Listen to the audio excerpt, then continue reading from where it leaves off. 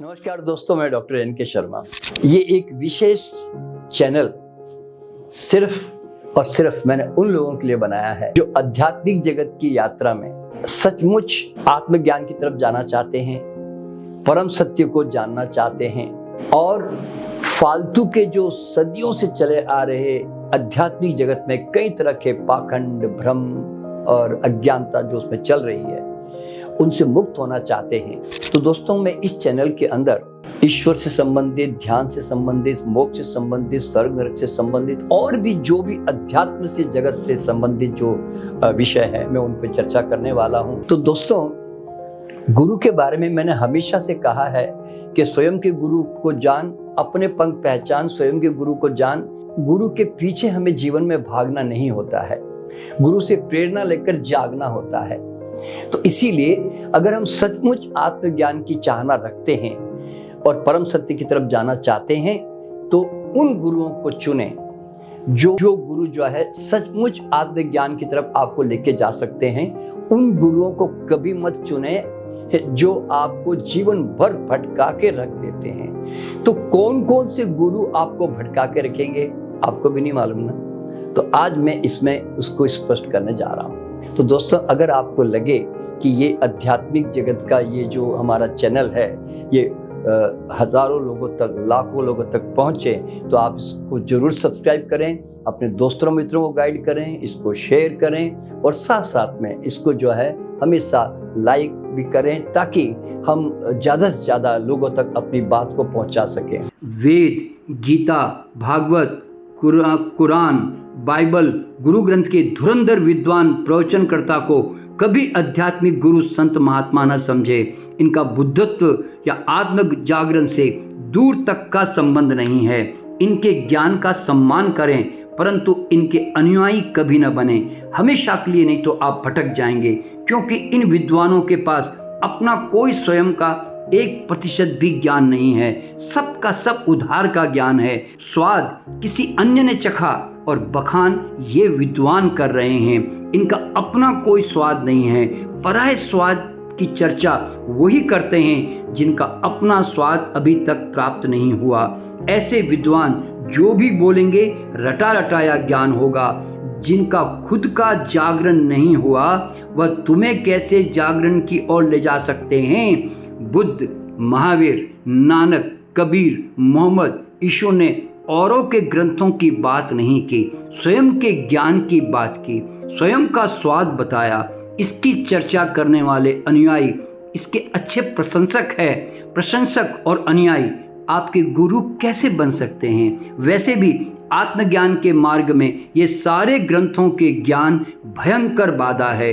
इनके कारण हम पहले से ही धारणाओं से बंधकर आंखों पर गीता, गुरु ग्रंथ जैसे ग्रंथों की पट्टी बांधकर वास्तविक सत्य को हम कभी नहीं खोज पाएंगे। सत्य की खोज के लिए सारा उधार का ज्ञान त्यागना पड़ता है जो ये विद्वान कभी नहीं कर पाते हैं। बुद्ध, महावीर ने वास्तविक फूल को देखा और सूंघा है और विद्वान फूल और सुगंध की चर्चा मात्र करते हैं। यही फर्क है जागरूक और विद्वान पुरुष में। सामान्य जनता इनके विद्वत्ता के प्रभाव में आकर इनके अनुयायी बनकर जीवन भर के लिए गलत राह पर भटक जाते हैं। ऐसे ही विद्वानों ने ज़्यादा शासन किया है। इसके कारण हम गीता, गुरु ग्रंथ पढ़कर अपने आप को बड़ा संत समझने लग जाते हैं और ये गलती सदियों से दोहराई जा रही है। इसके कारण ज्ञानी तो हजारों लाखों पैदा हो गए परंतु बुद्ध, महावीर एवं ओशो जैसे महापुरुष सदियों तक पैदा नहीं हो पाते हैं। जबकि बुद्धत्व, महावीरत्व हर मानव का जन्म सिद्ध अधिकार है, क्षमता है। सही आत्मज्ञान के लिए हमें इन विद्वानों से मुक्त होना पड़ेगा। और 18वें नंबर पर दोस्तों, जिस संप्रदाय में उत्तराधिकारी होते हैं या मठों में उत्तराधिकारी के रूप में मठाधीश बनाया जाता है, इनका चुनाव अपने अपने संप्रदायों के नियम के अनुसार होता है। हर संगठन के लिए एक नेता चुनना ही होता है। अधिकतर ये मठाधीश या सांप्रदायिक गुरु अपने अपने संप्रदाय के दर्शन के विद्वान होते हैं। इनका आत्मज्ञान या जागरण से कोई लेन देन नहीं है।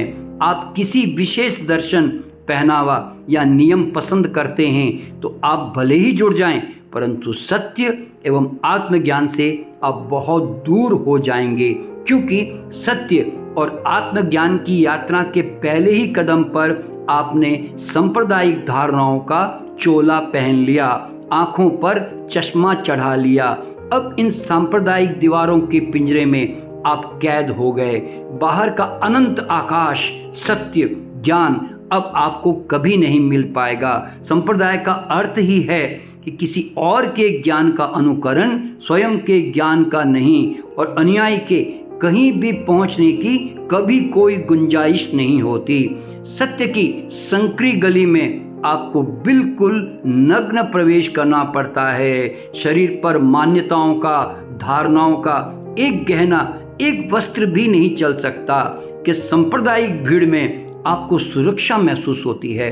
आत्मज्ञान और सत्य के मार्ग पर आपके साथ कभी कोई भीड़ खड़ी नहीं होगी। आप अकेले हो जाते हैं और पूर्ण रूप से असुरक्षित अवस्था में, क्योंकि अब आप भीड़ से उठकर शिखर पर जा रहे हैं। परंतु असली सुरक्षित जगह भी यही होती है जहां आप पर कोई हमला नहीं हो सकता, कोई सांप्रदायिक दीवार नहीं, कोई पिंजरा नहीं, कोई वस्त्र नहीं, गहना नहीं, बस केवल परम मुक्त आकाश।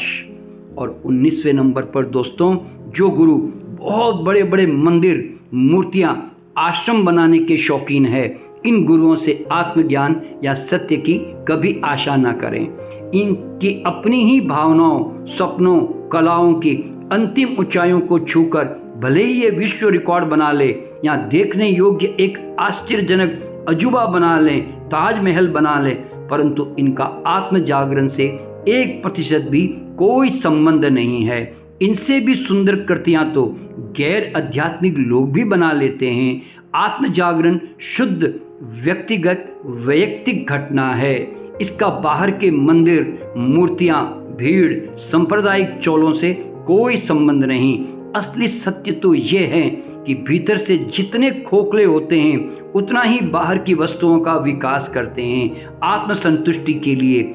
जब भीतर के मंदिर का विकास रुक जाता है तब बाहर के मंदिर बनने लग जाते हैं। जब भीतर का परमात्मा अनुभव नहीं होता या खोज नहीं पाते हैं तो बाहर की मूर्तियां विकसित होने लगती है।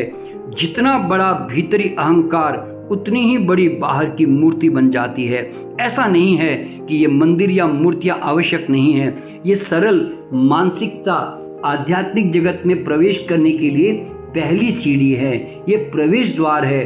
परंतु पूरी की पूरी मानवता इन प्रथम सीढ़ियों में ही उलझ कर रह गई।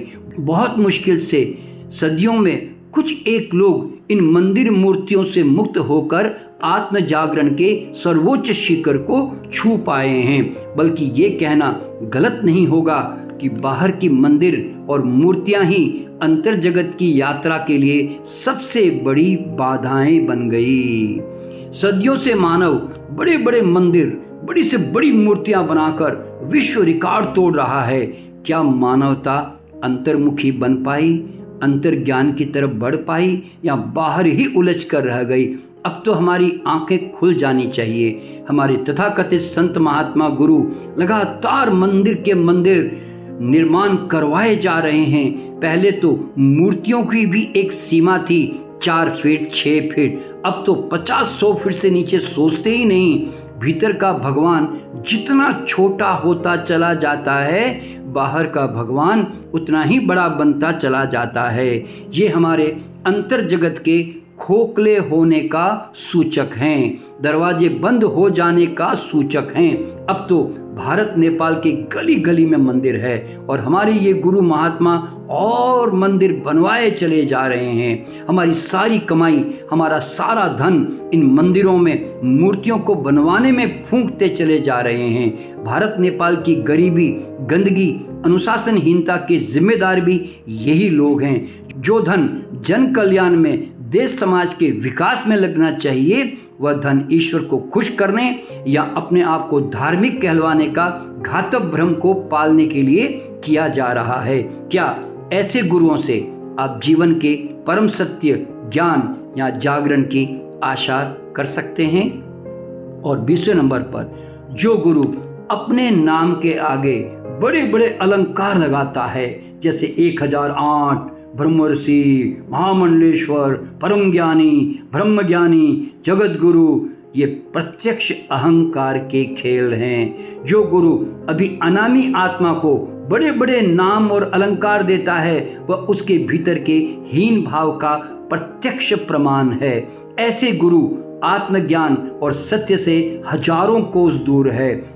जो गुरु बड़े बड़े संन्यास के नामों से अपने आप को अलंकृत करते हैं, जैसे परमानंद, ब्रह्मानंद, सच्चिदानंद, तो अच्छी तरह समझ लेना कि ऐसे लोगों के भीतरी जागरण एवं ज्ञान के दरवाजे बंद हो चुके हैं। इसलिए बाहर से अपने मकान को अलग अलग रंगों से सजाकर चमकाकर स्वयं को तो धोखा देते ही हैं, लेकिन समाज को भी अपनी बाहरी चमक से धोखा देते हैं। ऐसे गुरुओं से जुड़कर आप कभी आत्म जागरण या सत्य की आशा न करें। जिस गुरु के भीतर अंधकार होता है, वह बाहर से अपने आप को सजाकर बनावटी चमक पैदा करता है। विविध नाम, अलंकरण, उधार के ग्रंथों का ज्ञान, बाहरी विद्वत्ता, विशेष पोशाक, व्यक्तित्व, विज्ञान, बड़ी बड़ी तस्वीरों से अपने आप को सिद्ध करने का प्रयास करता है। जागा हुआ बुद्ध पुरुष इन उपरोक्त सारी बाहरी अलंकरणों से मुक्त हो जाता है। अब आप स्वयं निर्णय करें कि कौन सा गुरु आपको आत्म जागरण की ओर ले जा सकता है। हम लोग डर के मारे, भारतीय परंपरा के मारे, अपनी स्वयं की हीनता, कमजोरियों एवं आदतों के मारे, इनके आगे हम लोग डर के मारे, भारतीय परंपरा के मारे, अपनी स्वयं की हीनता, कमजोरियों एवं आदतों के मारे इनके आगे बिना सोचे समझे झुक जाते हैं और इनके अनुयायी बन जाते हैं। इन्हीं के कारण आत्मज्ञान एवं जागरण की सारी संभावनाएं स्थायी रूप से समाप्त हो जाती है।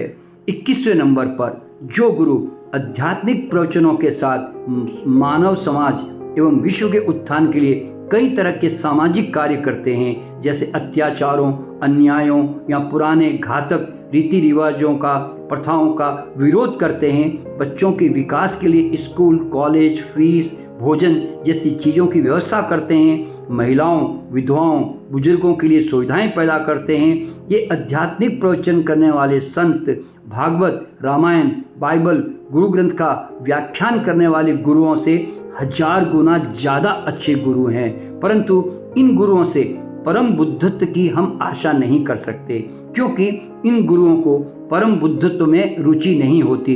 उनकी यह धारणा कि मानव सेवा ही सच्ची ईश्वर सेवा है। ऐसे गुरु इसी मध्य शिखर पर रुक जाते हैं। इनके ऊपर के शिखर पर ये जानते हुए कि वह जा सकते हैं, लेकिन वे जाना पसंद नहीं करते हैं। और अधिकतर ऐसे समाज सेवी जो गुरु होते हैं, अक्सर वो कई बार स्वाभिमानी होते हैं और आप उनमें कई बार सत्य, ईमानदारी, अनुशासन का एक अहंकार भी अनुभव कर सकते हैं। और कई बार ऐसे लोग क्रोधी भी होते हैं। अपने आदर्श और धारणाओं से इनका बहुत गहरा चिपकाव होता है। ये लोग भावुक होते हैं। अस्त व्यस्त परंपरागत खान पान, रहन सहन से ये रोगी भी होते हैं और शीघ्र मरते भी हैं। ये समाज के विकास के लिए अत्यंत उपयोगी होते हुए भी आत्म जागरण के मार्ग में आपके गुरु नहीं बन सकते, क्योंकि ये सत्कार्य करते हुए भी बंधे हुए लोग हैं। ऐसे गुरु जो एक विशेष आदर्श, मान्यताएं, अनुशासन, संयम आदि साधते हैं, ये आत्म जागरण के थोड़े नज़दीक तो पहुंच रहे होते हैं और ये सामान्य सांसारिक जीवन जीते हुए अन्य गुरुओं के मुकाबले बेहतर गुरु होते हैं। इनसे प्रेरणा लेना ज़्यादा बेहतर है, लेकिन इनसे आत्मज्ञान और मोक्ष की कोई संभावना नहीं है। 22वें नंबर पर जो गुरु बाहर की वस्तुओं से अपनी ऊर्जा का विकास करता है या उसके ऊपर निर्भर रहता है, जैसे क्रिस्टल्स यानी कि स्फटिक, रुद्राक्ष, कई तरह के नग, रत्न, तुलसी की मालाएं, चंदन, केसर, भस्म इत्यादि, तो स्पष्ट समझ लेना कि अभी तक गुरु को शुद्धता की, असीमित अपनी स्वयं की अनंत ऊर्जा के स्तोत्र की जानकारी नहीं मिली है।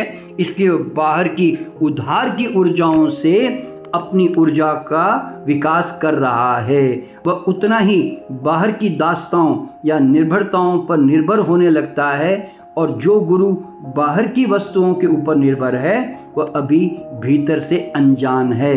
ऐसे गुरुओं से आत्म जागरण की भूल कर भी आशा न करें।